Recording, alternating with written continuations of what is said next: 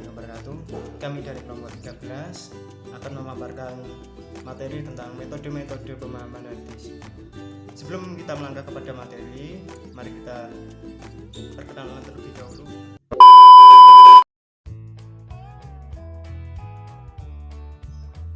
Saya Muhammad Iqbal Falani dengan NIM 2020110033 akan menjabarkan tentang metode yang pertama yaitu tahlili dan metode yang ketiga yaitu mukharin.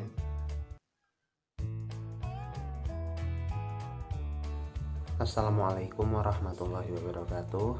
Perkenalkan, nama saya Rian Aldi Irawan dengan NIM 2020-110053. Di sini akan membacakan materi yang kedua yaitu metode ijmali dan materi yang keempat yaitu metode maudhu'i. Ya, tadi merupakan perkenalan dari kami dan sekarang langsung saja kita ke materi. Ya.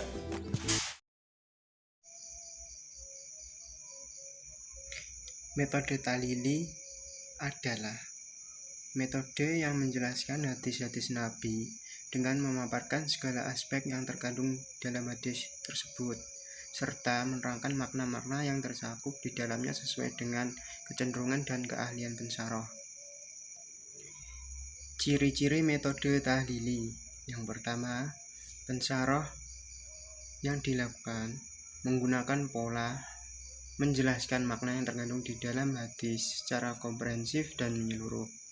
Kedua, dalam pensyarahan hadis dijelaskan kata demi kata, kalimat demi kalimat, secara berurutan serta tidak terlewatkan juga menerangkan sebab al-wurud dari hadis-hadis yang dipahami jika hadis tersebut memiliki sebab wurudnya.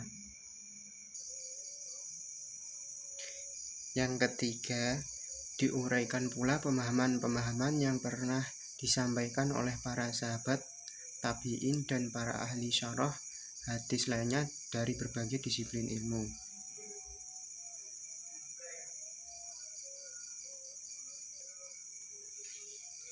Yang keempat, di samping itu dijelaskan juga hubungan antara satu hadis dengan hadis yang lain. Kemudian yang terakhir, dari ciri-ciri metode tahlili adalah kadangkala syarah dengan metode ini diwarnai kecenderungan pensyarah pada salah satu mazhab tertentu saja, sehingga timbul berbagai corak pensyarahan seperti corak fikih dan corak lain yang dikenal dalam pemikiran Islam. Adapun kelebihan metode tahlili, yang pertama, ruang lingkup pembahasan yang sangat luas.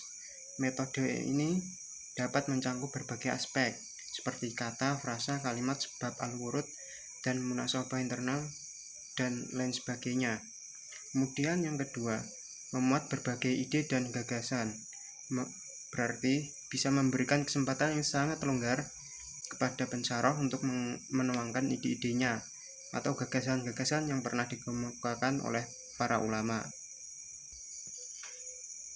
Kemudian kekurangan metode ini adalah yang pertama, menjadikan petunjuk hadis menjadi parsial. Artinya, metode ini menjadikan petunjuk hadis bersifat parsial atau terpecah-pecah sehingga seolah-olah hadis ini memberikan pedoman secara tidak utuh dan tidak konsisten.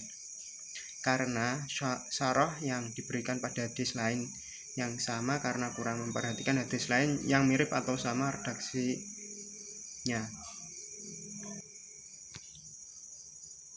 Yang kedua, melahirkan syarah yang subjektif. Artinya dalam metode ini pensyarah tidak sadar bahwa dia telah mensyarah hadis secara subjektif.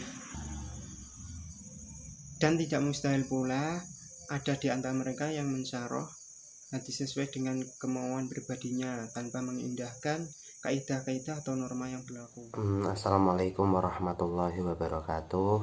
Perkenalkan, nama saya Rian Aldi Irawan dengan NIM 2020-110053. Akan menjelaskan materi yang kedua yakni metode ijmali atau global.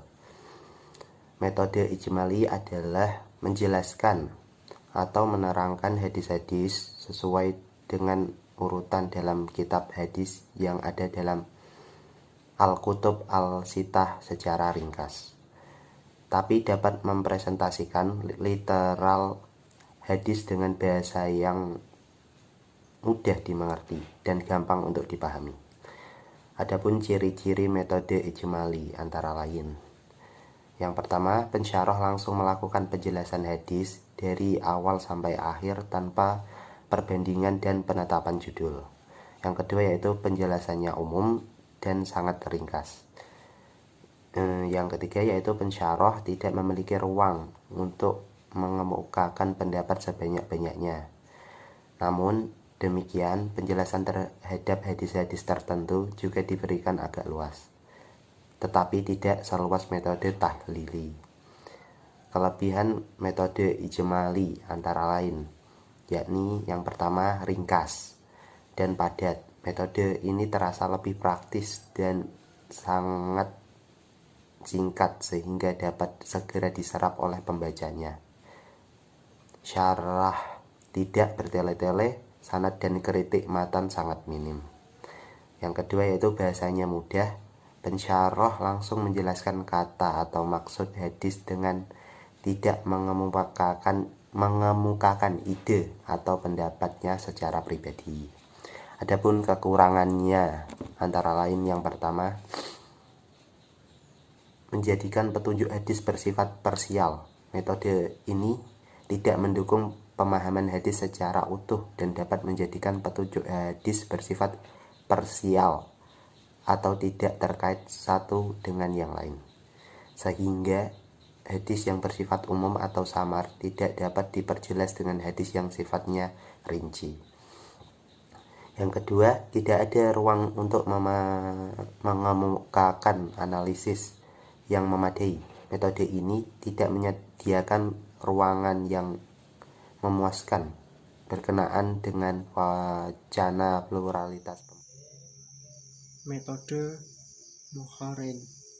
Metode Mukharin adalah metode memahami hadis dengan cara yang pertama, membandingkan hadis yang memiliki redaksi yang sama atau mirip dalam kasus yang sama atau memiliki redaksi yang berbeda dalam kasus yang sama. Yang kedua, membandingkan berbagai pendapat ulama syarah dalam mensyarah hadis.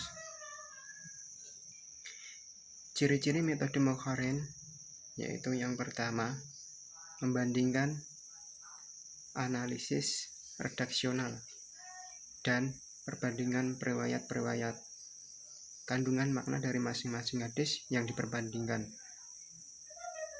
Kemudian yang kedua, membahas perbandingan berbagai hal yang dibicarakan oleh hadis tersebut. Yang ketiga, perbandingan pendapat para pensyarah mencakup ruang lingkup yang sangat luas, karena uraiannya membicarakan berbagai aspek, baik menyangkut kandungan makna maupun korelasi antara hadis dengan hadis.